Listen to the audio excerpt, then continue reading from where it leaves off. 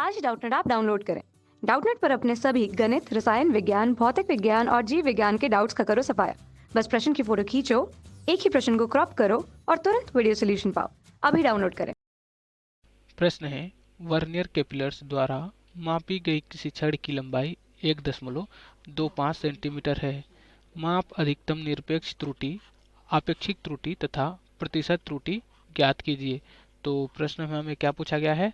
निरपेक्ष त्रुटि, आपेक्षिक त्रुटि तथा प्रतिशत त्रुटि पूछा गया है। तो इसके लिए एक वर्नियर कैपिलर्स ड्रॉ कर लेते हैं ताकि हमें वर्नियर कैपिलर्स का अल्पतमांक पता चल सके। तो ये आ गया हमारा वर्नियर कैपिलर्स का चित्र।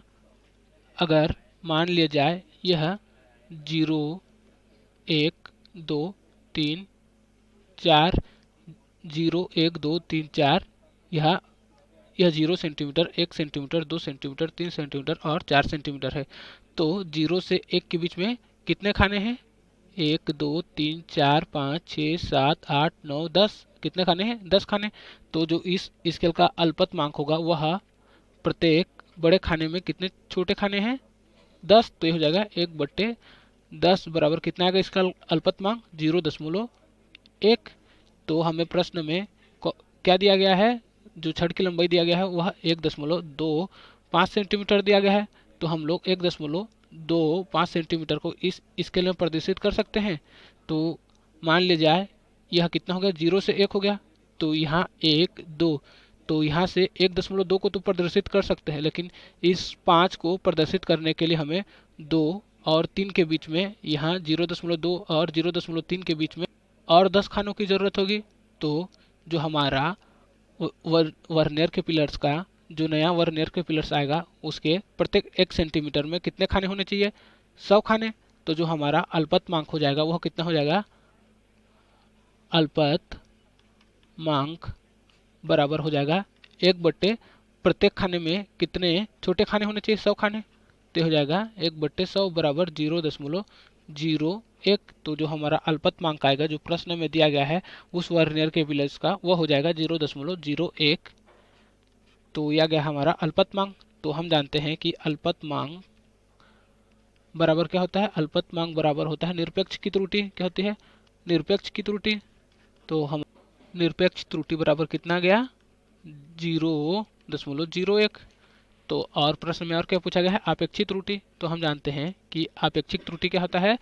आपेक्षिक त्रुटि बराबर होता है निरपेक्ष त्रुटि बटे वास्तविक माप। क्या होता है? वास्तविक माप। और यहाँ से हम लोग निरपेक्ष त्रुटि का मान कितना निकाले हैं? 0.01 बटे वास्तविक माप कितना दिया गया था? जो छड़ की लंबाई दिया गया था वह 1.25 सेंटीमीटर। तो हो जाएगा 1.25। तो इसको सॉल्व करने पर जो हमारा आपेक्षिक त्रुटि का मान आएगा वो हो जाएगा 0.008। तो ये आ गया हमारा आपेक्षिक त्रुटि का मान। और प्रश्न में और क्या पूछा गया था? प्रश्न में पूछा गया था प्रतिशत त्रुटि। तो हम जानते हैं कि प्रतिशत त्रुटि बराबर क्या होता है? प्रतिशत त्रुटि बराबर होता है निरपेक्ष त्रुटि बटे वास्तविक त्रुटि। निरपेक्ष त्रुटि बटे क्या होता है? वास्तविक त्रुटि क्या होता है? गुणित 100। तो प्रतिशत त्रुटि बराबर क्या होता है? निरपेक्ष त्रुटि बटे वास्तविक त्रुटि गुणित 100। तो यहाँ से प्रतिशत त्रुटि कितना आ जाएगा? यहाँ से निरपेक्ष त्रुटि बटे वास्तविक त्रुटि का मान कितना आया है? 0.008। तो यहाँ से प्रतिशत त्रुटि बराबर हो जाएगा 0.008 गुणित 100। तो इसको सॉल्व करेंगे तो हमारा प्रतिशत त्रुटि का मान आएगा वो हो जाएगा 0.8%।